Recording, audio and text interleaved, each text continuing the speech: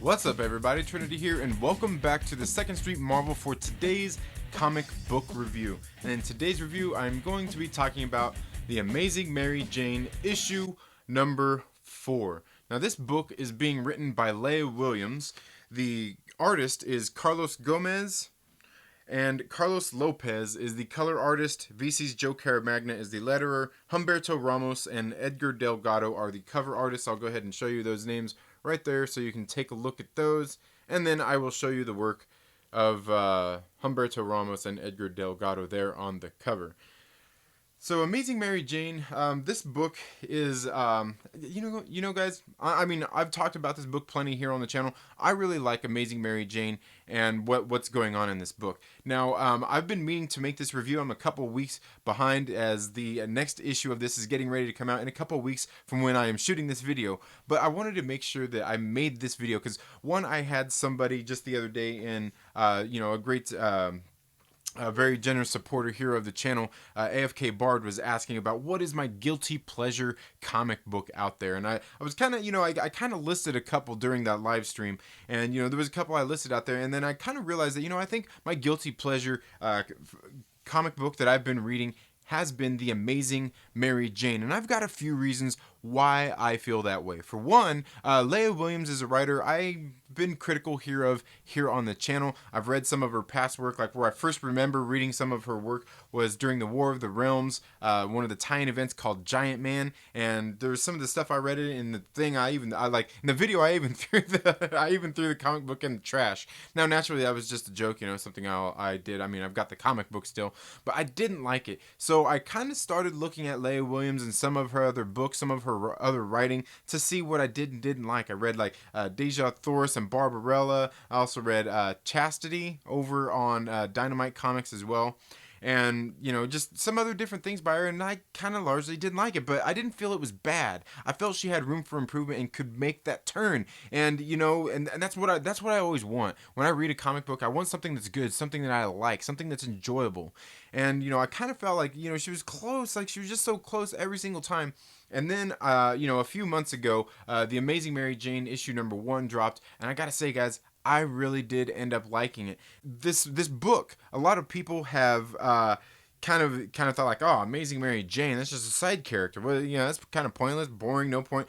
And you know what? Honestly, that's true. She is just a side character. She's just, Peter Parker's girlfriend, and she's done some things in the Marvel universe, but largely she's just a side character. I get it. But basically how this story has all come about was back in, I want to say it was like Amazing Spider-Man issue number 25 being written by Nick Spencer. He did this whole little story, like Mary Jane ended up coming across some of her old colleagues, if you will, that were, this one lady she's a big stage actress, and she was on this big stage production on Broadway called Galactus, the musical. I believe it was Galactus the musical. And what was going on at the time is there was this female version of the Sinister Six, I believe it was, and they were all coming together and they had this ploy that they were going to do. They had these bombs set up at this play, and they were going to kill and hurt a lot of people. Well, what kind of happened was, Spider-Man was working on all of that, because he was getting in trouble and all kinds of stuff. But Amazing Mary Jane was actually Mary Jane, I guess, was actually there, and she actually no superhero ability. She didn't go out there kicking anybody's butt. She saved a lot of a theater full of a bunch of people just purely out of her acting ability is kind of what came out. It was kind of silly, but it wasn't bad. It was a good setup to set up this Amazing Mary Jane story, because what we got going on here in Amazing Mary Jane is Mary Jane has left behind Peter Parker. She left him back in New York. They've been communicating on the phone, and we've seen some of that in the Amazing Spider-Man books. And so she left him to go to Hollywood to pursue her acting career. So she's in this movie being directed by this guy named Cage McKnight. Now, Cage McKnight actually has an alter ego here in this case, because all things aren't as it seems, as she gets on the set of this film and realizes that it's like a biopic on Mysterio, and it's kind of making Mysterio look like a good guy. And she chases down the director and asks him, like, hey, what's going on here? she wanted to talk to the director about what was going on with this movie anyway, and then things, she also wanted to discuss some of her role as well, her role in this movie. Just some of the things that she had issues with. So that all came to be. She found out who this director really was. They ended up getting into, there's been a whole bunch of budgetary problems with things like props being taken out because they ran out of money, so they had to go find new investors. They've also got the God, what was it? The Savage Six that keep coming in to the production of the movie and just like throwing a wrench in things. And then that's kind of what's really been going on is she's in this movie and it's hit a lot of budgetary problems, a bunch of production problems and things like that. It's actually been a really good series. This is one of the series, like, AFK Bard asked what is my guilty pleasure book. This is it, because ever since the first issue, I read the first issue like 3 times. I was like, is this book like really that good? Like, I found it delightful. It was great. It was a nice little story, and that's lasted through 4 issues now. In this 4th issue, we can see that they've got some of their problems fixed. One of the actors ends up kind of leaving the production, and Cage McKnight, the kind of crazy guy that he is here in this book. I don't want to give too much away. Tells him like go ahead, whatever, just leave. And so then they run into the problem. They don't have the head star of their movie for this movie, who is playing Spider-Man. And so Mary Jane has kind of been going around through this whole series, kind of doing what she can to help the production out. She's kind of helped rewrite the script a little bit and her character and some of the situations and things that have happened in this movie. She went out and helped Cage McKnight get some new investors for the movie. And then they also actually got in an older, more seasoned actor, Sonny DiPerna, to come in and be in this movie as well. But so there's been a lot of crazy things going on, and now the paparazzi has really been on things and trying to get whatever footage they can about this movie. It's all secretive, almost like those MCU films always are, right? So there's some really cool things going on here, kind of being set up. This kind of movie production is what it's about. But then in this issue, we see that the Savage Six have actually went out there, and because they've been sabotaged, the media has. The Savage Six went to the media and said, "Hey, we'll give you this technology if you get us some footage of where this is being shot at, where this is being filmed at, what's going on in this movie, because all these villains in the Savage Six are actually being portrayed in the movie, and they have problems with some of the things that are going on in this movie." So, lo and behold, there's lots of things out there going on in this world. It's been really good, and I know there's some things so I'm surprised I haven't seen a bunch of clickbait videos about this yet. But Mary Jane has been going around kind of keeping this production in order and things running smoothly for the most part. She's just just being a person, just being real with people, being honest, just being a communicator, just kind of helping out. It's been a really great story. It's been really great. And then once again, she steps in to once again save this production, as she's, like I said, they've got some crossover here. She's here on the phone talking with Peter Parker. Just the art in this book has been really great. I've really enjoyed what's going on here. You got the Savage Six there. You got Mary Jane there.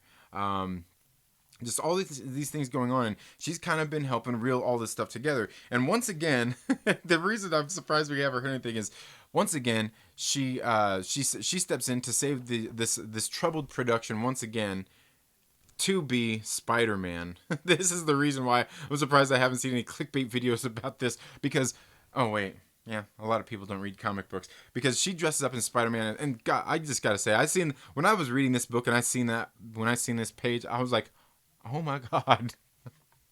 Like, I'm not, like, all the different versions of Spider-Man we got. Hey, you can feel how you want to feel about that, but when I seen this panel, Amazing Mary Jane dressed up as Spider-Man, I was like, oh man, I like that. And I really liked the art in this book altogether. It leaves some things to be improved, but you can see right here, she steps in basically to once again save the production and stand in place of Spider-Man, or this actor who had basically walked off the set. So she's doing that, and she's telling him like, hey, we can do CGI stuff with this. You don't have to worry. Like, nobody's gonna know it's me in the suit with technology and things these days. So once again, she steps in and saves the production. Guys, I'm telling you, Amazing Mary Jane has been a great issue. I'm not sure what it is. Like I said, I've been critical of Leah Williams and her writing here on the channel before, but for some reason, this story, this character, whatever it is about this, some other people have said, well, because she's writing about something she knows about. Apparently, she has some history in Hollywood and things like that. I honestly don't know. I haven't looked that much into it, but I will here soon enough to bring you guys maybe a better video about the Amazing Mary Jane and Leah Williams. But she has been doing an absolutely great job with the Amazing Mary Jane. This is, like I said, I would say it's my guilty pleasure comic book. This is actually one of the few Marvel titles out there that I actually look forward to reading every month. There's a lot of them out there, like Captain America. It's been okay, but I get done reading a book. Even Amazing Spider-Man, I get done reading it, I get to the end, and I'm like, okay, cool. I'll read the next book next month. This one is actually telling a good story, a good fun story that I enjoy reading, and I actually look forward to reading this book every single month that comes out here. The characters are good. Mary Jane is well written. She's interacting good. She's communicating good with people. She's helping save this production. She's just being the Amazing Mary Jane. That's really about it. Just being a human and helping out. But this was all set up in Nick Spencer's Spider-Man. I mean, even as early as probably issue 20 or so, maybe even earlier in the series, where Mary Jane was going to these little counseling sessions that were being put on by Jarvis, and she kind of became one of these kind of, I don't know, I guess outspoken, one of these higher leaders in this group as well. So just some very cool things going on in this book. And again, I'll show you a little bit more of the art here. The art here has been pretty good. I believe they've had the same art team the whole time. Carlos Gomez, Carlos Lopez doing all this stuff. Really great stuff. The characters are drawn good. The coloring here is very good. I have no complaints about this book whatsoever. Like I said, guys, this has actually been one of my favorite Marvel stories here over these past few months. Issue number 4, so for the past 4 months, this has probably been my favorite title coming out of Marvel Comics, aside from all of those great Dawn of X books like X-Force and Marauders, and X-Men's been okay as well. But guys, I'm telling you, if you haven't been reading The Amazing Mary Jane, make sure that you go and check this one out. I've really liked this style. But let me know down in the comments below, have you been reading The Amazing Mary Jane? Have you been keeping up with it? And if not, why not? Does this sound like something you'd like? Is it just you don't like Mary Jane, or what's the deal? Let me know. Let's talk about it down in the comments below. That's all I have for this video today, folks. Thank you all so much for tuning into the Second Street Marvel. If you're not already, please make sure you subscribe, click the little bell and all of that good stuff. You know how this is done. Give this video a thumbs up if you like it. Give it a thumbs down if you don't. It's all good. But while you're at it, make sure that you share it with a friend and invite them to come hang out with us here on the Second Street Marvel. You all have a very good day. Have a great rest of your week. Get out and support your local comic book shop and read some awesome comics, and we'll see you in the next video. Later.